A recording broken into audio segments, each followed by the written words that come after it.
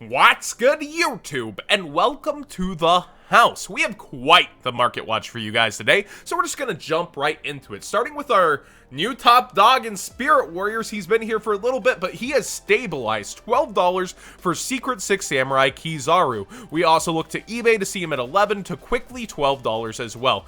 I don't think this is boneless Goki. I think the 6 Samurais have kind of proven themselves through the regional circuit and also their alternate win condition in number 86 here to show off that, hey, we're pretty good.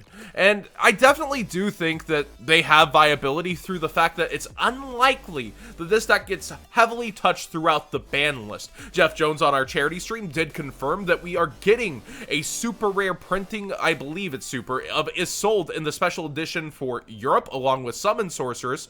So looking at Kizaru here, knowing that Isolde's getting a reprint down the line, I don't think that it's the worst pickup in the world, considering it's unlikely this deck gets hit heavily at all. And I think it's a pretty good pick. On that news, we also see Legendary 6 Samurai Shinai, the super rares, get bought out. This one's a little bit of an oddity to me, and I don't really know why people went for it, and there's very few sellers online here. It was all the way to where we just had the $3 one, but more people have come in throughout the day. This was an odd pick for me, as you need to specifically tribute the card to continue to, like, get the loop slash combo. Maybe people are thinking with this ban list, Gateway will come off, loops will be good again. I don't know, but on eBay we do see price plus shipping lowest first. Two of these at 3 before they're basically all gone. So that's a really odd buyout from Spirit Warriors. There should be a high quantities of these around, so if you have them, you might make some quick and easy money. Or do you think the Gateway is gonna peel off the ban list and this deck's gonna get even more support than it already has? The OCG has it. Why not us? Well, I feel like that card is just somebody's keeping it out of the TCG. That's how I feel about it. But what do you guys think about the 6 Samurai? Do you think if Goki gets heavily slashed, this is the new Warrior toolbox to abuse Isolde and continue on? Speaking of Warriors, Heroes have been getting bought out left and right. Hero Kid is a really funny card in Link Summoning. DR4 rares, not the easiest thing to get. We see a buyout on him as well. And actually, almost every variant of the common is above 50 cents with this Legendary Collection 2 common. Ooh, big buyout. Let's see, actually, if the SOI common is completely up. About $1 some odd for unlimbs, $2 quickly. So you might have more than you thought having Hero Kids as well. It's being abused in Link Summoning for its effect that when this card special summon, you special any amount. Although, in a sense, you're also playing bricks when you have that. You have the chance to draw into these unless you shuffle them back into the deck with Saryuja. And you're usually transitioning with Isolde up the line before that. So I don't know how to feel. There's 0 DR4 rares at all. Let's actually take rare out and just try one more time. Nope, does not exist on eBay at all. The only listing for DR4 here at 20 some odd dollars. I remember it took me forever to collect a Doom Lord for myself, something I always wanted out of DR4. So these probably won't be flooding back to the market anytime soon. Hero Lives got a complete buyout earlier in the week. It simmered down just a little bit, but it's still pretty hard to get. Here's my thought on this. We got a hero structure deck coming up in the legendary structure decks. Last time, they really showed that they were going to bring back a lot of the stuff from the Cyber Dragon structure. I think it's highly unlikely they miss cards like this in a hero structure deck. So I think it's kind of a bad buyout, but if it somehow is missing from the hero decks, you got a good one. And that's where a lot of these hero buyouts are going. Besides Hero Kid. Hero Kid is more for Link Summoning. These are in anticipation of the hero structure deck. It feels like an anticipation. Maybe finally we'll get Stratos. But more so for the hero structure. And I think a lot of these are going to end up in there. I think it would be really bad of Konami to miss Shadow Mist, and it's up to like 13 some odd dollars now. It's just crazy. Yeah, we see the lowest at 11, and 11 again, not bad. So it's calmed down a little since the other day, and we do see over here at $10. So people are really going after the hero cards, and I just feel like it's so unlikely that they miss these really important ones from past Top Cut deck lists. We also see Vision Hero Vion here at $6 some odd. It was in Duelist Saga. I could maybe see it, but they did recently just also get to Honesty Neo, so they're not ignoring Duelist Saga.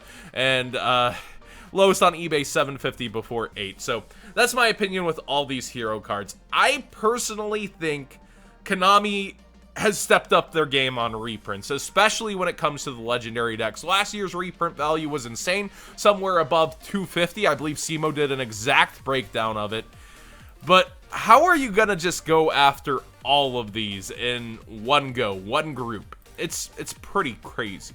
Next up on the list is really interesting to me. I've been looking at the bamboo swords, and we see up here at about $6 for your cursed bamboo swords from NECH. This set is relatively recent, but it is now the hardest part to get of the bamboo engine, and is used in several of the decks that use it sold, and it's always been a popular engine. But man, really, they are going after it. I think the more competitive players end up going for things that don't require other cards in your deck that you could draw and not use in your combos. So I do feel like while this is a really good engine, we typically see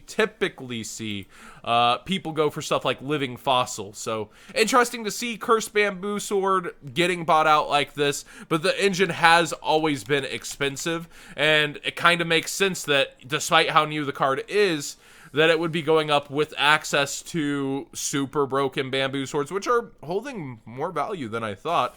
The golden is everywhere, so everybody has these now. It's crazy. So, my opinion on this engine, good engine to pick up, good engine to have, abusable with Isolde, but a lot of people do choose to forego this engine because they don't want to draw the independent pieces by themselves and not be able to use them, especially when a hand trap stops Isolde. Then you're just sitting there staring like, I need to continue my turn. That draw unlock really hurt earlier. Like, I can't have these cards in my hand. I need something I can use to continue my turn. So that's where the competitive builds tend to take a dive away from these cards, but it's still a really good engine in my opinion, and we'll see. We'll see what continues with the ban list. And finally, I wanted to touch on the Megatins and a very interesting statistic here. We have 1, 2, 3, 4, 5, 6, 7 cards above the $5 mark only out of this entire 10. Now, there's a lot of decent mid-range under that, but we're already down to 7 cards above $5. And the Mech Knights, they've been floating. They've been floating in a range of almost going up, then not going up. Electromite, it's a solid card. I cannot see it falling below 5, but you never know what's going to happen. Rip the pinned alum. I don't know if he's up there anymore, but rip Triff. Firewall Dragon, we see at $7 and then 8. We see Saryuja at around 13. Borload at 18, so not even 20. And one product that at MSRP can get you your money back evenly matched. It's really interesting to see how this is shaped. I call the evenly matched being similar to Solemn. You need 3. Borloda 1 of was unlikely to stay up this high even, but it's managing to. It's just so needed by so many people in their decks, and it's such a good card. And Saryuja, interesting as well. Such an impactful card throughout its time. I think everybody should have access to one.